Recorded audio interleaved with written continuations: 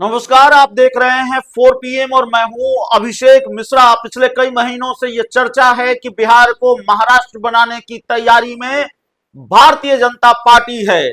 महाराष्ट्र के एक सियासी किरदार का जिक्र तकरीबन हर राजनीतिक खबर में आता है और वो राजनीतिक किरदार हैं, वो राजनीतिक चेहरे हैं एकनाथ शिंदे।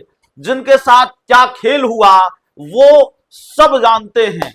बिहार की सियासत और देश की सियासत पर नजर रखने वाले लोग जानते हैं कि कितना बड़ा खेल एकनाथ शिंदे के साथ हुआ और महाराष्ट्र किस तरह से सियासी खेल का अखाड़ा बना रहा हाल के महीनों में या हाल के वर्षों में। लेकिन क्या बिहार को महाराष्ट्र बनाना आसान है भारतीय जनता पार्टी के लिए? और एकनाथ शिंदे के साथ जो खेल हुआ वही खेल भारतीय जनता पार्टी नीतीश कुमार के साथ कर सकती है कि नहीं कर सकती है? लेकिन चर्चा तो ये रही है कि एकनाथ शिंदे की तरह भारतीय जनता पार्टी नीतीश कुमार के साथ भी खेल कर सकती है।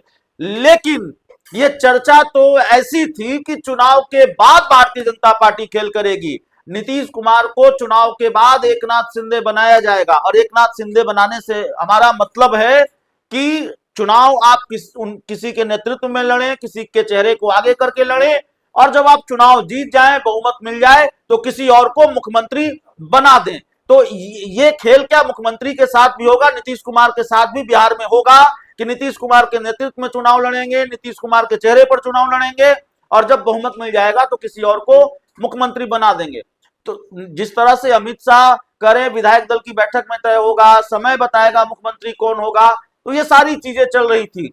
लेकिन कल 26 सेकंड का एक वीडियो सामने आया और इस वीडियो के बाद अब एनडीए का घोषणा पत्र सामने आया और इन दोनों ही घटनाक्रमों के बाद यह सवाल है कि जो खेल भारतीय जनता पार्टी नीतीश कुमार के साथ चुनाव के बाद करने वाली थी, क्या वो खेल भारतीय जनता पार्टी ने नीतीश कुमार के साथ चुनाव के पहले कर दिया है?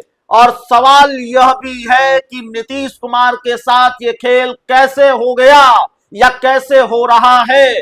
जब नीतीश कुमार की 12 सांसदों की बैसाखी पर केंद्र की मोदी सरकार टिकी हुई है, तब भी अमित शाह पंगा क्यों ले रहे हैं नीतीश कुमार से? और ऐसे वक्त में जब नीतीश कुमार के साथ खेल होता हुआ दिख रहा है जाहिर तौर पर, तो नीतीश कुमार के 12 सांसद कहां हैं? क्या वो नीतीश कुमार के साथ हैं, जेडीयू के साथ हैं या बीजेपी के साथ हो लिए हैं? महज औपचारिकता बाकी है। क्या है वो 26 सेकंड का वीडियो जिसका जिक्र हम कल से बार बार कर रहे हैं?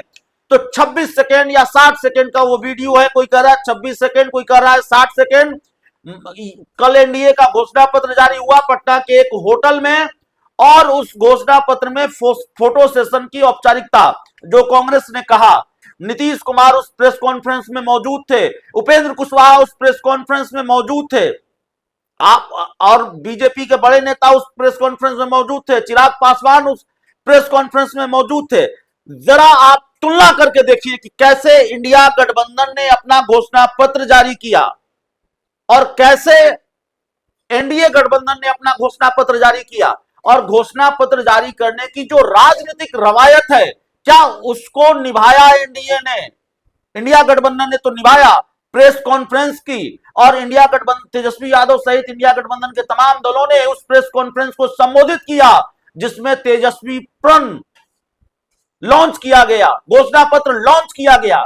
लेकिन क्या यही चीज, यही परंपरा निभाई गई एनडीए के घोषणा पत्र के लॉन्चिंग के वक्त? जाहिर है नहीं निभाई गई। वो साफ तौर पर दिखा। मुख्यमंत्री नीतीश कुमार कुछ नहीं बोले, एनडीए के दूसरे लोग कुछ नहीं बोले, नीतीश कुमार महज कुछ सेकंड में चले गए।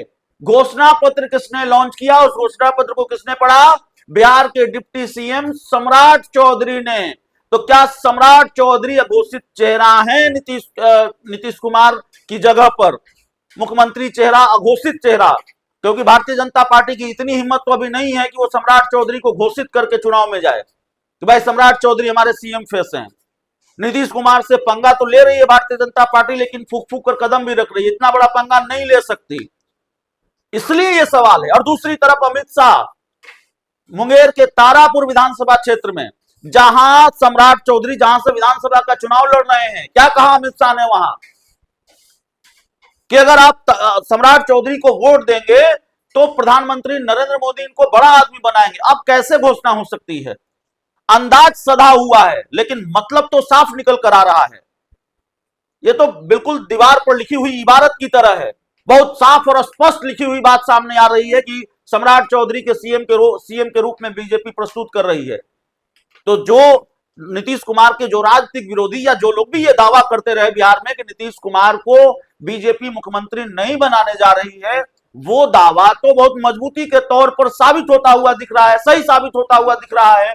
ऐसे में ये सवाल जेहन में आता है कि इस वक्त जब नीतीश कुमार बहुत मजबूत स्थिति में है, नीतीश कुमार की बार्गेनिंग पावर इसलिए बहुत मजबूत है क्योंकि उनके पास 12 सांसद हैं और वैसे 12 सांसद हैं जो मोदी की सत्ता हिला सकते हैं, मोदी की कुर्सी हिला सकते हैं। और अगर 12 सांसदों का समर्थन छिटका तो फिर मोदी सरकार संकट में आ जाएगी और भीषण संकट में आ जाएगी। फिर अल्प आयु वाली सरकार हो जाएगी। कितने दिनों तक ये सरकार चल पाएगी कुछ नहीं कहा जा सकता।